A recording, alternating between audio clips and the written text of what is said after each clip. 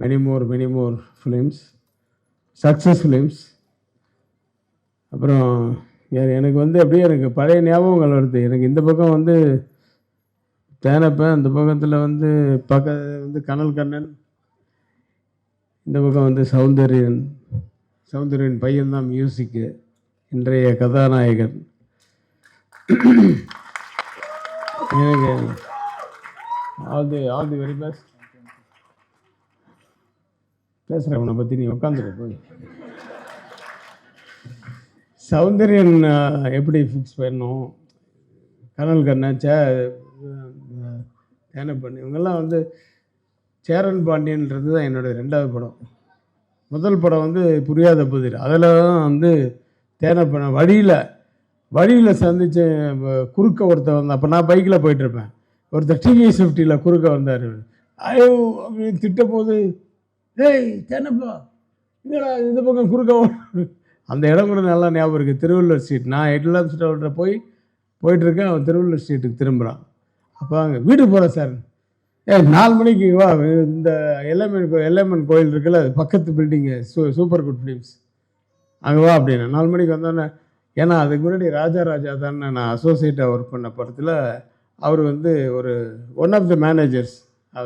அவர் train டிக்கெட்லாம் போடாது. அப்புறம் அப்போ வந்து ராமநாராயணன் படத்தில், அவங்க படத்துலலாம் ஒர்க் பண்ணிட்டு இருந்தார்.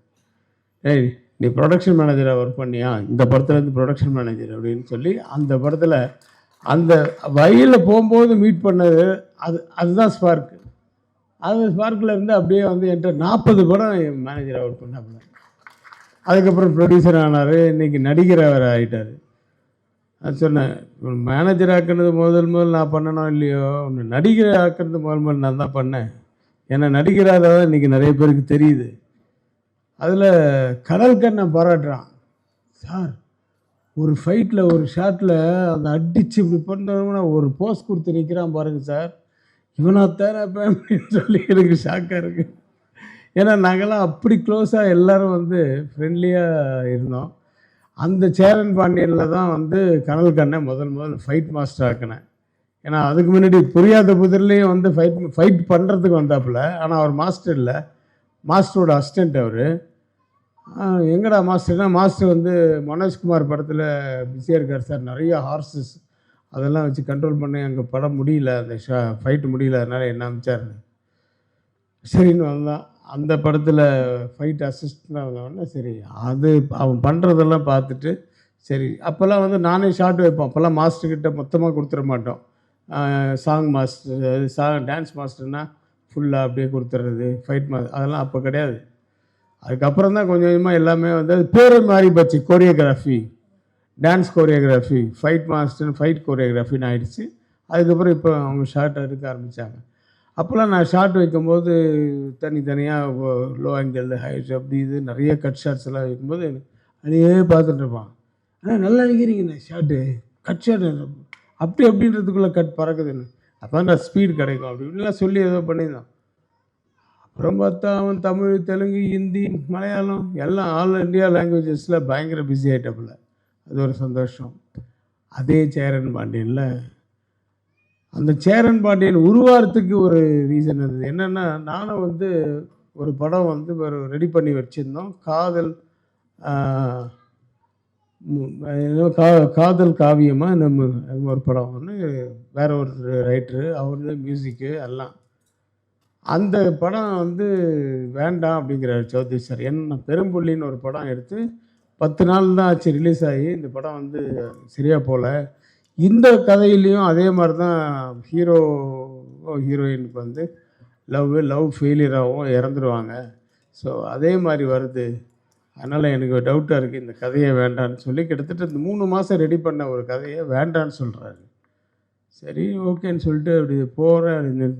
வா வேறு ஒரு கதை ரெடி பண்ணி உடனே பண்ண முடியுமான்னு. ஏன்னா நாங்கள் April 14 ரிலீஸ் வச்சுருந்தோம். நாங்கள் பேசுகிறது வந்து January 29 அந்த ஆஃபீஸில். இதில் வெளியில் சின்ன கவுண்டரு பெரிய கவுண்டர்னு ஒருத்தர் கதை சொல்கிறது நிறைய பேர் இருப்பாங்க. அதில் ஒருத்தன் இருப்பான் தாடி வச்சுட்டு, ஈரோடு சவுந்தர்னு, அவனை கூப்பிட்டு கதை கேளு அப்படின்னாரு. சரி கேட்டேன். சின்ன கவுண்டர் பெரிய கவுண்டர்னு ஒரு கதை சொன்னான். எப்படி இருக்குன்னா, பரவாயில்ல சார், இது வேறு மாதிரி நீ பண்ணணும். எனக்கு என்னமோ அது உள்ள மேட்ரு வந்து புதுசாக இருந்துச்சு, நல்லா இருந்தது. இது நீ ஸ்க்ரீன் ப்ளே வேறு மாதிரி பண்ணலான்னா ஓகே சார். ஏன்னா அதில் வந்து இப்போ சின்ன கவுண்டர்ன்றவர் பாம்பு கடிச்சு 3வது ரீல்லே செத்து போயிடுவார். அந்த தங்கச்சிக்கும் பெரிய அண்ணனுக்கு விஜயகுமார் கேரக்டருக்கும் சித்ரா கேரக்டருக்கும் தான் அவன் கதை சொல்லிகிட்டு இருந்தான். நான் அப்படியே மாற்றி அந்த தங்கச்சி அது சின்ன கவுண்டர் சாகடிக்குவான்னா பெரிய கவுண்டர் சின்ன கவுண்டர் இவங்க 2 பேருக்குள்ளே தான் பிரச்சனை வரணும் சார். அது கடைசியில் இந்த தங்கச்சி அதுக்காக சேர்த்தா நல்லா இருக்குன்னு சொன்னோன்னா அவருக்கு பிடிச்சி போச்சு. ஸ்க்ரீன் ப்ளே பண்ணி உடனே ரெடி பண்ணுன்ட்டார். ஓகே, ஒன்றும் எதுவுமே ஃபிக்ஸ் பண்ணல. ஆனால் ஏப்ரல் 14 ரிலீஸ் பண்ணுவேல அப்படின்றாரு.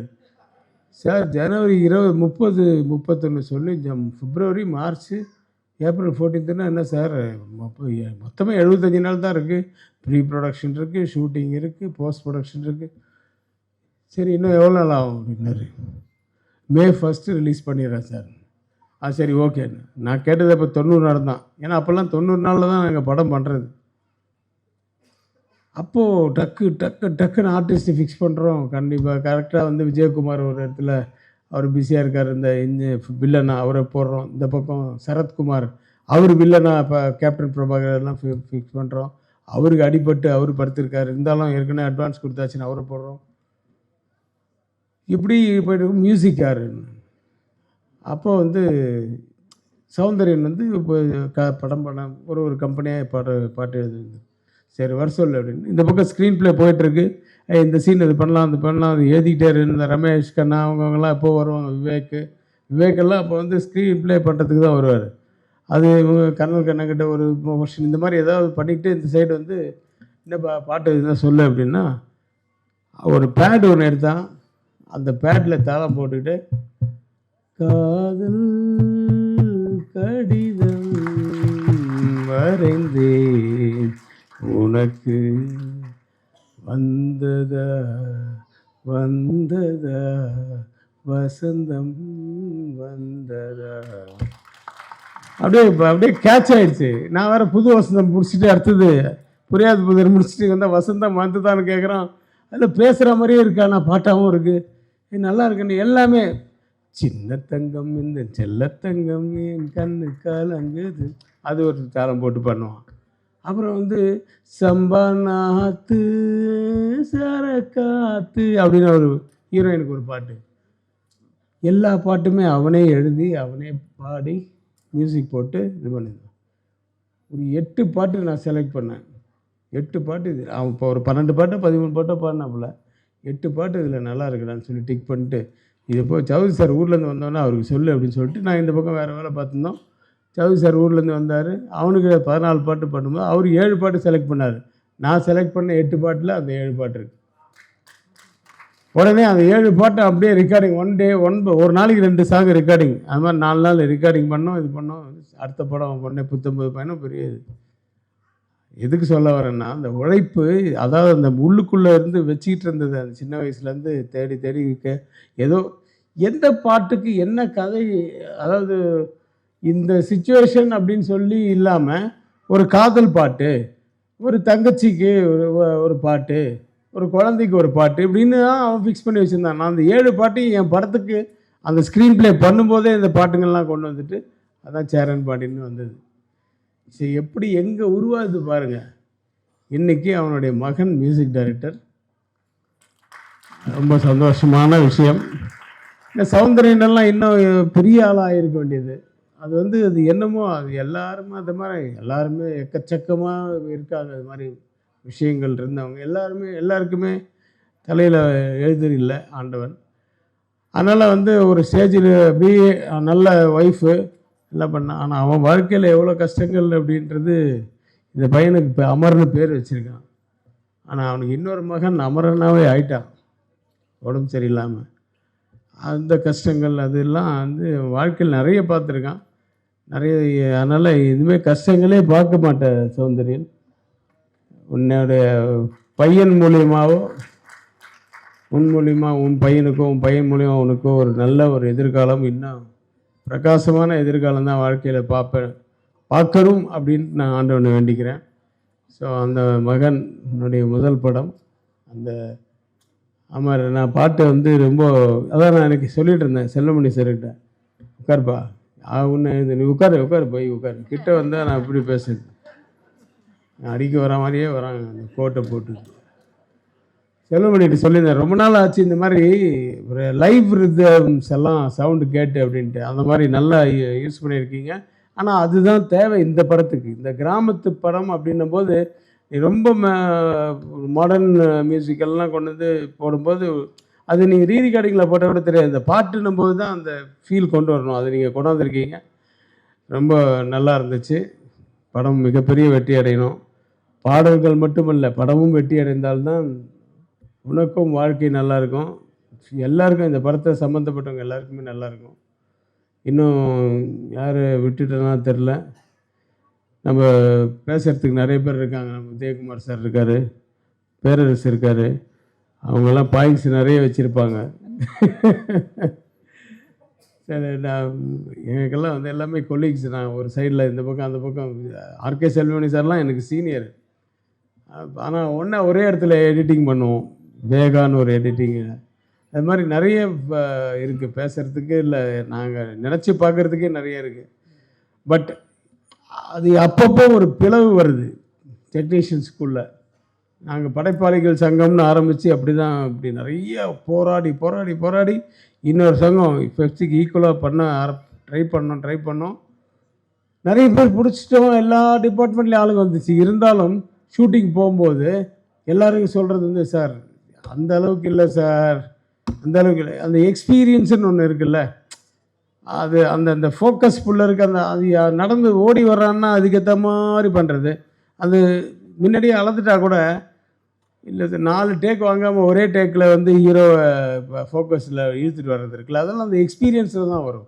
இந்த மாதிரி ஒவ்வொரு டிபார்ட்மெண்ட்லேயும் எக்ஸ்பீரியன்ஸ் ஷுட் பி தேர்.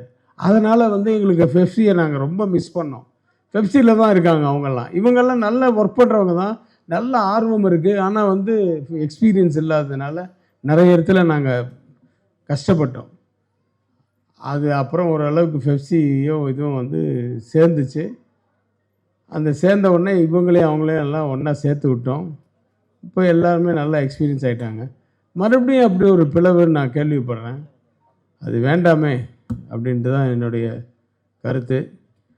மற்றபடி நிறைய பேர் நிறைய கருத்து சொல்லுவாங்க. எல்லாத்தையும் கேட்டுங்க. பாவம் நீங்கள் வரட்டுங்களா? Thank you so much sir. அவ்வளோ கலகலன்னு பல விஷயங்கள் ஷேர் பண்ணீங்க. இந்த மேடையில் இருக்கிற ஒவ்வொருத்தங்க கூடயும் அவ்வளோ மெமரிஸ் இருக்குது. அதெல்லாம் நீங்கள் ஷேர் பண்ணதுக்கு ரொம்ப நன்றி. It was so nice to hear.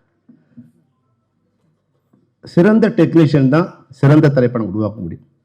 எல்லாம் அதனால் நான் வந்து பிறக்கும்போதே சிறந்த டெக்னீஷியனாக வர முடியாது. சிறந்த டெக்னீஷியனுக்கு திரைப்படத்தோட வாய்ப்பு கொடுக்கணும். ஆனால் ரோட்டில் போகிறவங்கெல்லாம் கொண்டு வந்து நீங்கள் வந்து டெக்னீஷியன் கொண்டு வந்துட்டீங்கன்னா சினிமா வந்து மறுபடியும் ரோடுக்கு போயிடும். அதுதான் வந்து இந்த இடத்துல தேனப்பன் இருக்கார் மேடையில், பழைய தமிழ் திரைப்பட தயாரிப்பாரோட செக்ரட்டரியாக இருந்திருக்காரு. அவருக்கு புரியும்னு நான் நினைக்கிறேன். அவங்க எவ்வளோ 97 எவ்வளோ கஷ்டப்பட்டோம். அன்னைக்கு 200 டைரக்டர் இருந்தே எவ்வளோ கஷ்டப்பட்டு எது மாதிரி உருவாக்குறதுக்கு 2 வருஷம் ஆச்சு. ஒருத்தரையும் ஒரு டெக்னீஷியன் உருவாக்குறதுக்கு 2 வருஷம் ஆச்சு. அன்னைக்கு கூட வந்து 200 டெக்னீஷியன் இருந்தாங்க, டைரக்டர்ஸ் இருந்தாங்க. பாரதி ராஜாலேருந்து, பாலச்சந்தர்லேருந்து, மணிரத்னம்லேருந்து, சங்கர்லேருந்து, செல்வமணிலேருந்து, உதயகுமார்லேருந்து, KS ரவிக்குமார்லேருந்து மிக பிரம்மாண்டமான டைரக்டரும் கூட இருந்தே அதை ரெடி பண்ணுறதுக்கு 1 வருஷம் ஆச்சு. ஏதோ கோவத்தில் வந்து அதான் கெடுக்கிறது ரொம்ப ஈஸி, உருவாக்குறது தான் கஷ்டம், சிறப்பு செய்யறது தான் கஷ்டம். ஒரு குடம் பாலில் ஒரு துளி விஷம் இருந்தால் அது கெட்டு போயிடும். அது மாதிரி கெட்ட எண்ணம் உள்ளவங்க நிர்வாகத்துக்கு வந்துட்டாங்கன்னா அது நிச்சயமாக வந்து அந்த நிர்வாகமே ஸ்தம்பிச்சு போயிடுற மாதிரி தான் இருக்கும். அதனால் வந்து தேனப்பை இருக்கும்போது கூட நாங்கள் வந்து 100 சண்டை போட்டிருக்கோம். ஒரு முறை போகும்போது தேனப்பை இருந்தாருன்னா சண்டை தான் வரும். ஆனால் சண்டைங்கிறது வந்து தங்களுடைய சங்கத்தை சரியாக வச்சுக்கணுங்கிற எண்ணம் தான் ஒரு 2 பேருக்குமே இருக்கும். அது செல்வமணிக்காக இருக்கட்டும், இல்லை தேனப்பனாக இருக்கட்டும். தேனப்பனை சரி பண்ணணும்னா எப்படியாவது நாங்கள் ரவிக்குமார் அன்னைக்கு கூட்டு போயிடுவோம். எப்படியாவது ரவி நீ கொஞ்சம் வாப்பா, நீ வந்தினா தேனப்பை கொஞ்சம் சுமாராக பேசுவான், இந்த இதெல்லாம் நீ வா அப்படின்னு கூப்பிடுவோம். அப்போ ஒரு யாரு எப்படி போனால் எப்படி இருக்குங்கிற நட்பு இருக்கு இல்லையா, அந்த நட்பின் அடிப்படையில் நாங்கள் வந்து வேலை செய்யும் போது இண்டஸ்ட்ரியும் நல்லா இருந்தது, சங்கங்களும் நல்லா இருந்தது. அந்த புரிதல் இல்லாமல் யாரு கூட சண்டை போடுறோம், என்ன சண்டைனே தெரியாமல் இருக்கும்போது, இப்போ நீங்கள் நிர்வாகிகளாக இருக்க, தயாரிப்பாளர் இருக்க நீங்களாம் அது சொல்லறேன்னா இப்போ என்ன நடக்கும்னா நாங்கள் வேணுமா வேணாமாங்கிற கேள்வி வந்துடும். அதுதான் அடுத்த கேள்வின்னா, இது வரைக்கும் அமைதி என்பது வந்து ஒரு கட்டம் வரைக்கும் தான். அமைதி என்பது ஒரு கட்டம் வரைக்கும் தான். அடுத்த கட்டம் அடுத்த ஸ்டேஜுக்கு போகக்கூடாது, பழைய நிலையில வந்துடக்கூடாது அப்படிங்கிறதால வந்து எல்லாரையும் உங்களுக்கு தெரியும், தொழிலாளர்களை கட்டுப்படுத்தி ஒரு ஒரு அணிகளை வைக்கிறது எவ்வளவு சிரமங்கிறது ஒரு தெரியும். அவங்கள வந்து தூண்டி விடுறது ரொம்ப ஈஸி. நாளைக்கு நீங்க இன்னைக்கு சேர்த்தீங்கன்னா ஒரு 5000 பேருக்கு நாளைக்கு பதில் சொல்லணும். அன்னைக்கு தேனப்பன் இருந்தாருன்னு நினைக்கிறேன், 3000 பேருக்கு வந்து ஒரு வருஷம் கஷ்டப்பட்டு அவங்களுக்கு நம்ம வந்து ரோட்ல நிக்க வச்சு ஒரு வருஷமா சிரமப்பட்டு ஒரு சங்கமா ஏறி அவங்கள ஒரு சங்கத்துல இருந்து இணைச்சி விட்டோம். அந்த இது மறுபடியும் நடக்கணும்னு வந்து இருக்கும்னு நினைக்க கூடாது. அதனால வந்து இந்த பிளவுன்னு ஒன்று வந்துடுச்சுன்னா, முன்னாடி ஏற்பட்ட பிளவு என்பது வேறு, இப்போது இருக்கிற பிளவு என்பது வேறு. ஏன்னா இன்னைக்கு வந்து டெக்னீஷியன்ஸ் வந்து டெக்னிக்கல் வளர ஆட்குறைப்பு உண்டு. அது வந்து ஆட்குறைப்புன்னு சொல்ல முடியாது. முன்னாடி 10 பேர் செஞ்ச வேலையை இன்னைக்கு ஒரே ஒருத்தர் செய்ய முடியும். முன்னாடி வந்து ஷூட் பண்ணி நெகட்டிவ் ப்ராசஸ் பண்ணி அதை பிரிண்ட் போட்டு எடிட் பண்ணாதான் டைரக்டர் வந்து அதை காட்சியை பார்க்க முடியும். ஆனால் இன்னைக்கு ஷூட்டிங் ஸ்பாட்ல டைரக்டர் எடிட் பண்ணும்போதே அது என்ன சீனுங்கிறது அங்கேயே உட்காந்து எடிட் பண்ணுறோம். ஃபைட் மாஸ்டர் எடுக்கிறார், ஃபைட் எடுக்கும்போது அங்கேயே உட்காந்து எடிட் பண்ணி அங்கேயே இந்த ஷாட் இருக்கா, வேணாமா அப்படிங்கிறத டிசைட் பண்ணக்கூடிய அளவுக்கு வந்து குறைஞ்சபட்சம் ஒரு வாரம் ஒர்க் பண்ண வேண்டிய வேலை ஒரே நிமிடத்தில் முடிஞ்சிடுது. அப்போ அதுக்கேற்ற மாதிரி டெக்னீஷியன்ஸ் குறையிற வாய்ப்பு வரும். அப்போ 25000 பேர் வேலை செய்யற இடத்துல இன்னைக்கு 10000 பேர் தான் வேலை செய்யக்கூடிய நிலைமை இருக்கும்போது, இன்னொரு 5000 பேர் 10000 பேர் ஏதோ ஒரு சண்டையில கொண்டு வந்து நீங்க வெளில விட்டுட்டீங்கன்னா, இந்த பிரிவு என்பது மிகப்பெரிய வடுவை ஏற்படுத்தக்கூடிய அபாயம் இருக்குங்கிறத தயவு செய்து மேடையில் இருக்க தேனப்பனுக்கு சொல்றேன். அது போல வந்து நம்ம நண்பர் தனஞ்சயன் இருக்காரு, அவங்களாம் வந்து எல்லா சங்கத்திலையும் தொடர்பு உள்ளவங்க. ஒரு சங்கத்தில் வந்து பொருளாளர் இருந்தால் கூட எல்லா சங்கமும் தொடர்பு இருக்குது. இதனுடைய சீரியஸ்னஸ் ஏற்கனவே நான் எங்களுடைய மேதின விழாவில் பேசும்போது நடிகர் சங்கத்துக்கு ஒரு வேண்டுகோள் வச்சுருந்தேன். அதாவது வந்து ஒரு குடும்பத்தில் வந்து பிரச்சனைகள் வரும்போது, அண்ணன் தம்பிக்குள்ளே மாமன் மச்சவங்களுக்கு பிரச்சனை வரும்போது, அந்த குடும்பத்தில் அடுத்தவங்க யார் இருக்காங்களோ, பெரியவங்க யார் இருக்காங்களோ அவங்க சமாதானம் பண்ணி வைக்க வருது அவங்களோட கடமை. அது நம்ம ஒரு சாவு நடந்தால் கூட பங்காளிகள் இல்லாமல் சம்மந்தி சாப்பாடுன்னு ஒன்று போடுவோம். ஏன்னா சம்மந்திங்கிறவங்க அடுத்த ரத்தம். அவங்க வந்து அந்த சாவில் பாதிக்கப்பட்டவங்க வந்து கவலையில் இருக்கும்போது, அடுத்தவங்க சாப்பிடாம அன்றைக்கி வந்து 2 நாள் 3 நாள் இருக்கும்போது சம்மந்தி சாப்பாடுங்கிறது அந்த குடும்பத்தில் சாவில் இருக்கும்போது தான் வந்து அந்த நிற்கணுங்கிற ஒரு உறவுத்தன்மை ஏற்படுத்துறது தான் அந்த சம்மந்தி சாப்பாடு. அது மாதிரி இன்றைக்கி வந்து ப்ரொடியூசர் கவுன்சிலில் இல்லை பெப்சியில் இல்லை நடிகர் சங்கத்தில் இல்லை எக்ஸிபிட்டார் டிஸ்ட்ரிபியூட்டர்ஸ் இது மாதிரி பல்வேறு அமைப்புகள் இருக்குது. பல்வேறு அமைப்புகளில் பல்வேறு முரண்பாடுகள் ஏற்படுவது சகஜம்.